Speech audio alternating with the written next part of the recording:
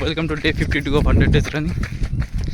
So রেসের ব্যাপারে যদি বলি তো 30 কিলোমিটার যেটা আমি করছি সেটা স্টার্ট হচ্ছে 2400 মিটার থেকে, আর হায়েস্ট অল্টিটিউড আছে 3800 মিটারের মতো।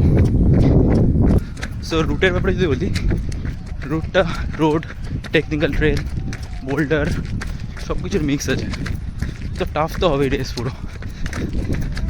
আর রেসটার ফিনিশিং রেট খুবই কম, 40-45% এরকম, যার জন্য রেসটাকে ডিএনএ ফ্রেসও বলে, ডিড নট ফিনিশ। সো জানি না, ফিনিশ তো করার চেষ্টা করবো পুরো, বাকি তো পাহাড়ের উপরে। আর রেজিস্ট্রেশন করার পর ওরা একটা সার্টিফিকেট পাঠায়, সেই সার্টিফিকেটটা তোরা পজ করে দেখে নিতে পারো। সো ভালো মোটিভেটেড একটা জিনিস, মাঝে সেটা আমি ওয়ালপেপারে লাগিয়ে রাখছিলাম। সো প্ল্যান ছিল 10 কিলোমিটার দৌড়ানো, এখন 15 কিলোমিটার শেষ করছি।